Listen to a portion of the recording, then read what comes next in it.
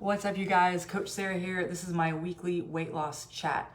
Now, I noticed that Facebook has changed their live video settings, so I hope this video is looking good right now. If something isn't working well, feel free to comment and be like, Sarah, you're upside down, or whatever it is. But anyways, for today, this is a follow-up to last week's video.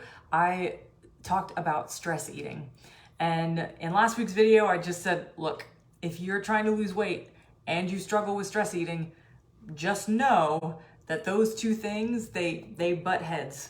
And basically by deciding I want to lose weight, if you haven't somehow acknowledged that, you're not going to lose weight, because stress eating for so many of us can be such a potent support system, for lack of a better word. Like, it's just something we depend on, right?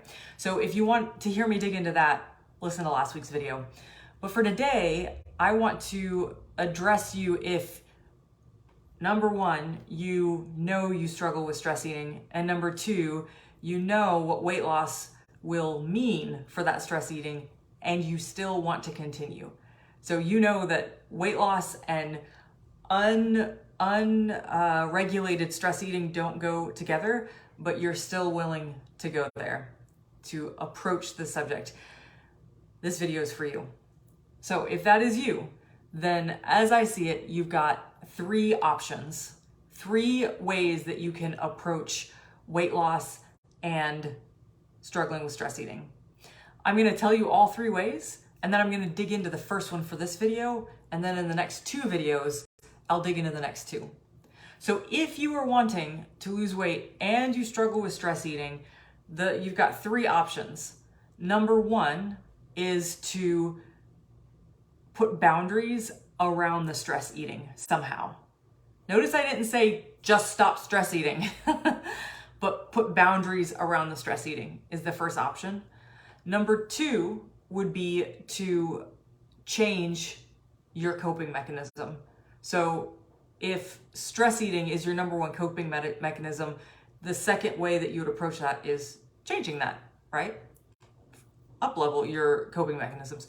Number three, the final approach would be to change the stress, to somehow stop what's going on in your life that's creating so much stress. And again, I know that's, if you're hearing this and you're like, oh yeah, just quit my job. It probably feels like a big ask, but don't worry, in two videos, I will dig into that.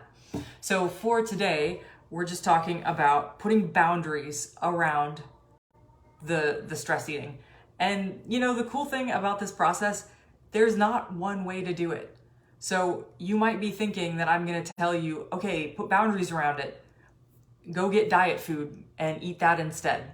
Or, you know, just stress eat water or something like that. But there's a million and one ways you can approach it. So for today, just to simplify, I'm going to give you three different examples, all varying in degree of, I don't want to say difficulty necessarily, because it really just has to do with you and what jives with you. For one person, one option might be awesome. For another person, that option might just be horrible, but the difficult option for that first person is better. So I think that's just generally how nutrition goes. But first example would be you modify the food that you're eating. So yes, an example of this would be getting, you could say getting diety food, but a great just real world example would be, I know for me, I love nachos. I love chips and salsa. I love chips and guacamole. Something about crunchy, salty, I love it. It's awesome. For me, I know that a good replacement, if I'm like, okay, I can't just eat nachos day in and day out. You shouldn't really eat anything like that day in and day out, but a good substitution for that would be homemade air-popped popcorn with some kind of dry seasoning on it. I know I'm gonna get a big old bowl of popcorn, whereas a big old bowl of popcorn is gonna be about the equivalent of like a much smaller bowl of nachos as far as caloric intake goes. So that would be an example of modifying. How did I come to that substitution? It lies in the characteristics of what it is that I know I used to stress eat. So chips are crunchy. It's that crunch that I just absolutely love. Well, popcorn is crunchy as well. So if someone tried to say like, oh, you like nachos? Here, try this piece of chocolate cake instead. I would enjoy chocolate cake, of course, but it doesn't scratch the same itch, you know?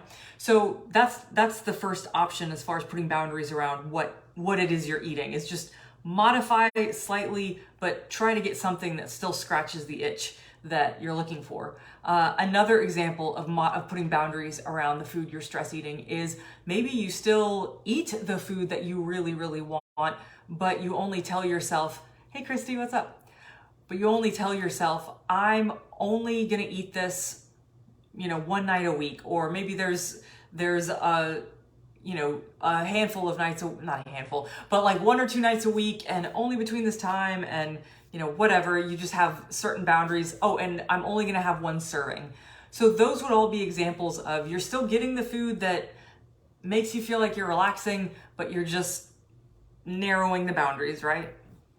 And then the third and final example of how you could put boundaries around the stress eating is quite simply giving yourself a calorie target. Like, okay, I can only have this many calories in a day.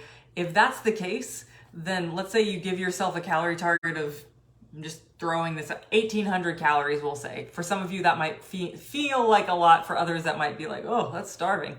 But yeah, let's say it's 1,800 calories a day. Well, guess what? If you're hitting a calorie target, you can eat as many nachos as you want. They just have to fit within that target. So you can see how those are 3 very distinct ways that you could put boundaries around your stress eating without necessarily just saying, stop stress eating. Because remember, guys, nobody's gonna do that. Like you just can't just cold turkey stop stress eating. So that's your option for today. So remember, we've got three ways of approaching stress eating total. Today, I just covered putting boundaries around the food itself. Next time, we will talk about changing how you cope with stress. So